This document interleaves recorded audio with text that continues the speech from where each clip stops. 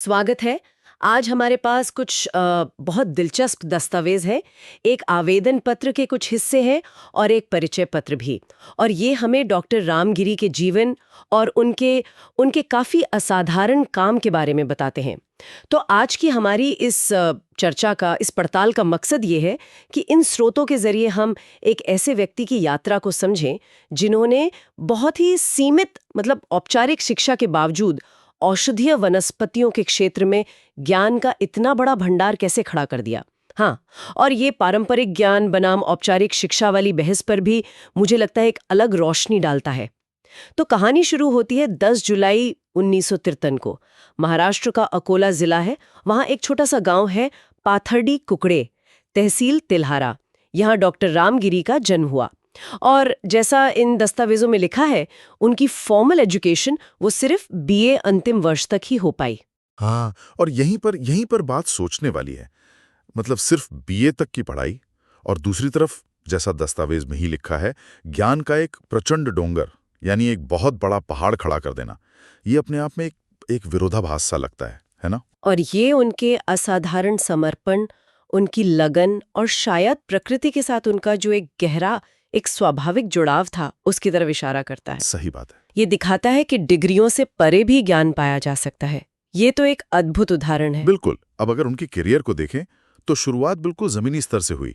1977 में उन्होंने महाराष्ट्र वन विभाग ज्वाइन किया, वन रक्षक के पद पर। हाँ, फॉरेस्ट गार्ड। मतलब जंगल के वो पहले पहरेदार जो बिल्कुल फील्ड पर होते हैं, जमीन से जुड़े हुए। सही। और इस पद से उन्होंने शुरुआत की और फिर वन विभाग में लगभग 29 साल सेवा की और 2007 में राजपत्रित वन परिक्षेत्र अधिकारी, मतलब एक गेजेटेड ऑफिसर, एक सुपरवाइजरी रोल, उस पद से उन्होंने स्वैच्छिक सेवानिवृत्ति ले ली। जी, वन रक्षक से राजपत्रित अधिकारी तक का सफर, ये भी अपने आप में एक उपलब्धि है। हाँ, बिल्कुल। और सफर के दौरान उनके काम को पहचाना भी गया, सिर्फ अनुभव से नहीं बल्कि आधिकारिक तौर पर भी।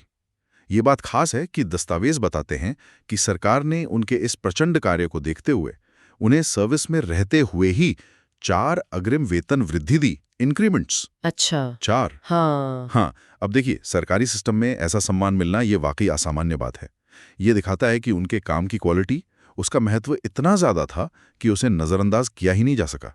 हाँ, ये तो उनके योगदान की बहुत ठोस पहचान है। और उनका योगदान सिर्फ फील्ड वर्क तक ही नहीं रुका, उन्होंने अपना ज्ञान जो है वो आगे भी बढ़ाया। महाराष्ट्र वन प्रशिक्षण महाविद्यालय चिखलदरा में उन्होंने 3 साल तक जो नए वन रक्षक भर्ती होते थे उनको पढ़ाया। हाँ, और विषय भी देखिए, वनस्पति उपयोगिता व पहचान, कितना महत्वपूर्ण विषय है नए गार्ड्स के लिए। सही। तो ये एक महत्वपूर्ण मोड़ रहा होगा उनके जीवन में, एक अनुभवी प्रैक्टिशनर का ट्रेनर बनना। इससे न सिर्फ नए वन रक्षकों को सीधे फील्ड के अनुभव वाले व्यक्ति से सीखने को मिला होगा, हाँ, बल्कि शायद डॉक्टर गिरी के लिए भी अपने उस प्रैक्टिकल ज्ञान को एक तरह से क्या कहते हैं, व्यवस्थित करने का, उसे शेयर करने का ये पहला औपचारिक मौका रहा होगा। ये उनके ज्ञान के प्रसार की शुरुआत थी एक तरह से। हाँ, ये तो लगता है। और फिर यहाँ से उनके ज्ञान और अनुभव को और बड़ी जिम्मेदारियां मिली। उन्हें महाराष्ट्र राज्य वन विभाग की वनौषधि एक सदस्य समिति का अध्यक्ष बनाया गया। सोचिए, स्टेट लेवल कमेटी का चेयरमैन, ये कोई छोटी बात नहीं थी। जी बिल्कुल। और इस भूमिका में, जैसा आपने कहा, उन्होंने सिर्फ दफ्तर में बैठकर काम नहीं किया। नहीं, उन्होंने सचमुच में महाराष्ट्र का कोना कोना छान मारा। जैसा दस्तावेज में लिखा है, चांदा से बांदा तक, मतलब पूरा राज्य, हर जिला, हर तालुका। ये तो बहुत बड़ा ज्योग्राफिकल एरिया है। जरा इस काम के पैमाने को सोचिए, पूरे राज्य का दौरा करना, और सिर्फ घूमना नहीं बल्कि वनस्पतियों की जो दुर्लभ प्रजातियां हैं उनको पहचानना, उनकी ऑडियो वीडियो रिकॉर्डिंग करना। हाँ, और दस्तावेज बताते हैं कि उन्होंने 41 से भी ज्यादा सीडीज तैयार की। 41 से ज्यादा? उस जमाने की तकनीक के हिसाब से सोचें तो ये कितना बड़ा, कितना मेहनत वाला काम रहा होगा। ये सिर्फ रिकॉर्डिंग नहीं थी, ये तो जैसे एक मिशन था, लुप्त हो रहे पारंपरिक ज्ञान और हमारी बायोडायवर्सिटी को बचाने का एक सक्रिय प्रयास। बिल्कुल, ये सिर्फ डेटा कलेक्शन नहीं था। उन्होंने फिर लगभग सभी पहचानी गई वनौषधि प्रजातियों की पूरी जानकारी इकट्ठा की और सरकार को एक डिटेल्ड रिपोर्ट सौंपी। और उनके इस जबरदस्त काम को, इस महत्वपूर्ण प्रयास को नेशनल लेवल पर पहचाना गया। दस्तावेज बताते हैं कि इस खास काम के लिए उन्हें राष्ट्रीय पुरस्कार मिला और स्वर्ण पदक भी। ये बहुत जरूरी है। ये दिखाता है कि सरकार, राज्य और केंद्र दोनों उनके काम के महत्व को समझ रही थी। पारंपरिक औषधीय ज्ञान का संरक्षण और उसका एक तरह से वैज्ञानिक दस्तावेजीकरण। और उनका योगदान यही नहीं रुका, वो एक और महत्वपूर्ण समिति के सदस्य भी रहे। महाराष्ट्र शासन औषधि वनस्पति लागवड़, संकलन, प्रक्रिया, मूल्यवर्धन, विपणन उपक्रम समिति। अच्छा, इसका दायरा तो और भी बड़ा लगता है। मतलब सिर्फ पहचानना नहीं, बल्कि खेती, collection, processing, value addition, marketing, सब कुछ। हाँ, बिल्कुल। और इस भूमिका में भी उन्होंने अपना फील्ड वर्क जारी रखा। खास तौर पर उन पौधों पर ध्यान दिया जो दुर्लभ थे या मतलब खत्म होने के कगार पर थे। उनको खोजा, उनकी जानकारी जुटाई और सरकार को रिपोर्ट दी।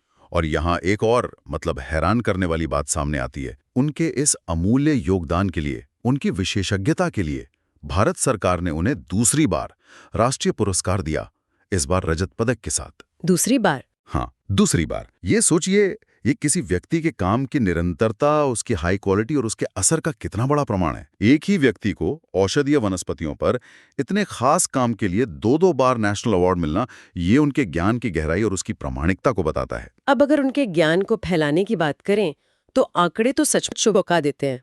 जैसा कि दस्तावेज कहते हैं, अब तक उनके 3000 से भी ज्यादा लेक्चर्स हो चुके हैं। 3000? हाँ, जरा इस नंबर के बारे में सोचिए। 3000 व्याख्यान! ये आंकड़ा ही अपने आप में एक कहानी है। ये सिर्फ नंबर नहीं है, ये दिखाता है कि उनके ज्ञान की कितनी मांग थी, उनकी ऊर्जा कितनी थी और वो अपना ज्ञान बांटने के लिए कितने प्रतिबद्ध थे। ये तो जैसे पूरी जिंदगी का काम लगता है। और ये लेक्चर हुए कहाँ-कहाँ? लिस्ट तो बहुत लंबी है, पर कुछ उदाहरण देखें तो अलग-अलग यूनिवर्सिटीज में Nagpur university, Amravati university, Marathwada, Pune university और एग्रीकल्चर के लिए जो बड़ा सेंटर है पंजाबराव देशमुख कृषि विद्यापीठ, पीकेवी, अकोला, वहां भी।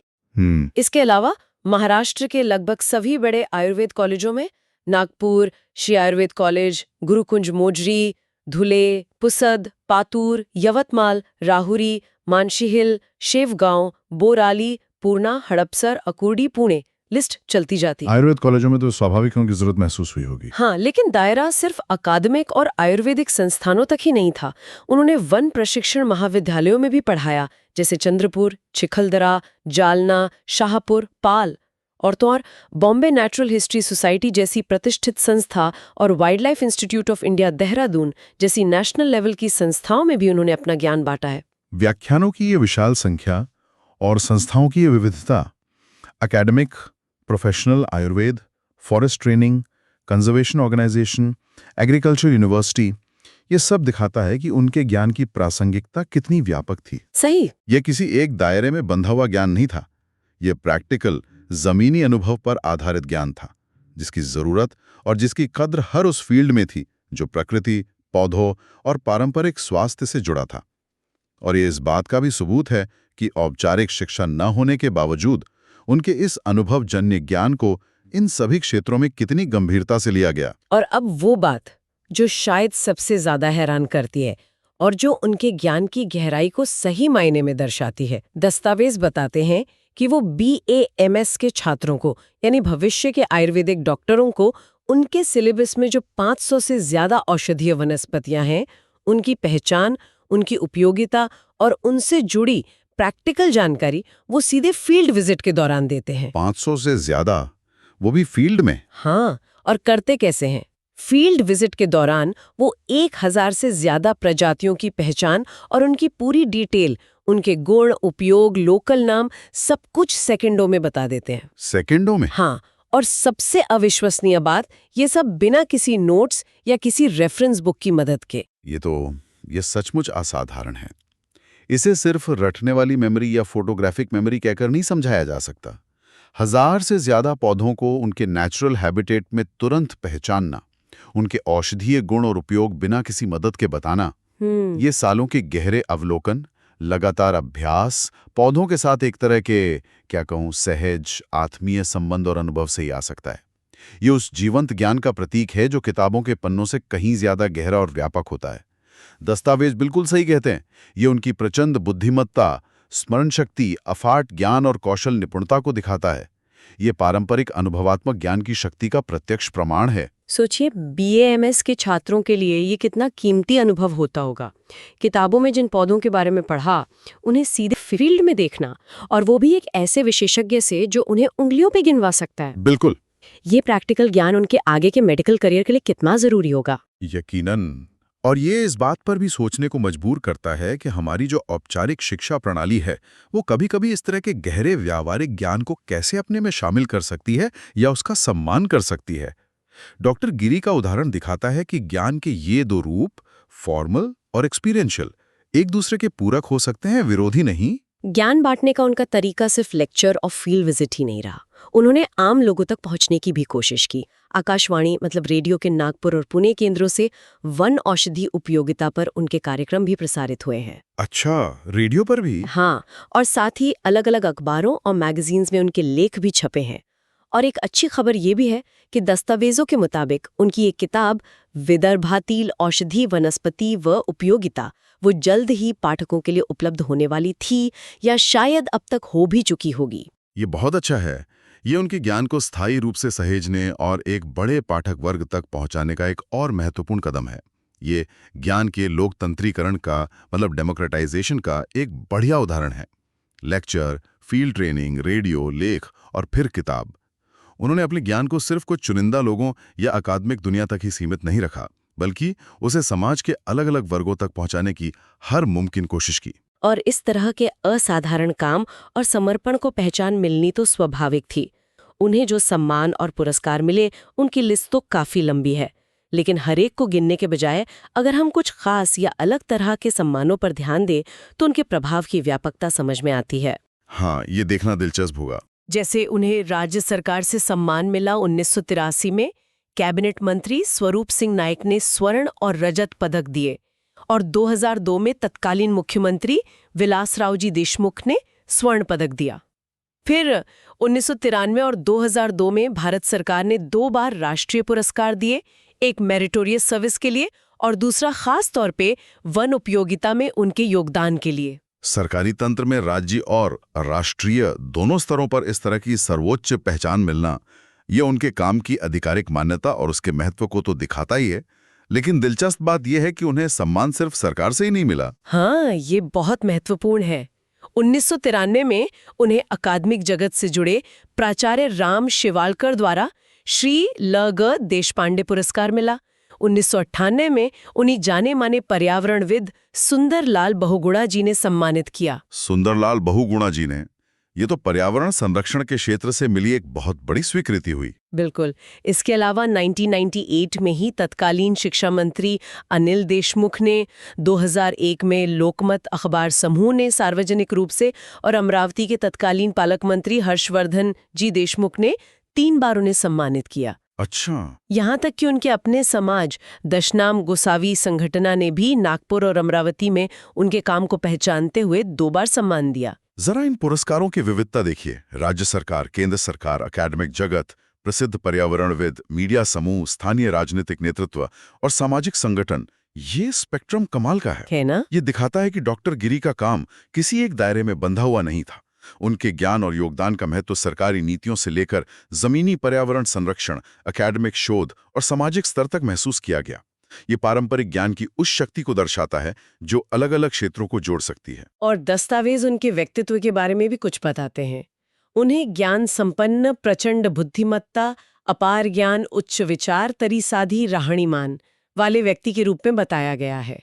मतलब ज्ञान का भंडार, जबरदस्त बुद्धि, अपार ज्ञान, ऊंचे विचार, लेकिन रहन सहन एकदम सादा और सरल। ज्ञान का अहंकार नहीं, बल्कि विनम्रता। हाँ, एक और जिक्र है पुणे के प्रसिद्ध वैद्य खड़ीवाले द्वारा उनके सम्मान का। दस्तावेज में इसे उनके शिर पेच में एक और मानाचा तुरा कहा गया है। मतलब उनकी उपलब्धि और सम्मानों की लिस्ट में एक और गौरवपूर्ण इजाफा।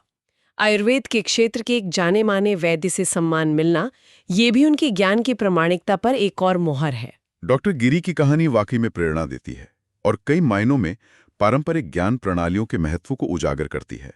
ये दिखाती है कि कैसे जुनून, समर्पण, प्रकृति के साथ गहरा अनुभवात्मक जुड़ाव और लगातार सीखने की इच्छा औपचारिक शिक्षा की सीमाओं को न सिर्फ पार कर सकती है, हाँ, बल्कि ये एक ऐसी विशेषज्ञता और सम्मान दिला सकती है जो पूरी तरह से अनुभव पर आधारित ज्ञान और अथक मेहनत पर टिकी हो।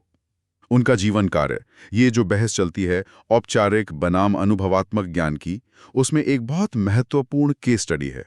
तो इन स्रोतों के जरिए हमने डॉक्टर रामगिरी के जीवन और काम की एक गहरी झलक पाने की कोशिश की। एक वन रक्षक के रूप में एक सामान्य शुरुआत से लेकर औषधीय पौधों के एक इतने सम्मानित, इतने अनोखे विशेषज्ञ बनने तक की उनकी ये अविश्वसनीय यात्रा। हमने उनके संरक्षण के प्रति गहरे समर्पण को देखा, ज्ञान को इतनी उदारता से बांटने की उनकी अटूट प्रतिबद्धता को समझा, और उनके उस हैरान कर देने वाले व्यवहारिक ज्ञान और याददाश्त को भी जाना। उनका जीवन और उनका काम, ये पारंपरिक अनुभवात्मक ज्ञान की अपार क्षमता और उसके महत्व को बहुत मजबूती से सामने रखते हैं। खासकर आज के युग में, जहां अक्सर ज्ञान को सिर्फ औपचारिक डिग्री और अकादमिक पब्लिकेशन से ही आंका जाता है, डॉक्टर गिरी की यात्रा हमें याद दिलाती है कि ज्ञान के और भी बहुत गहरे और महत्वपूर्ण स्रोत मौजूद हैं।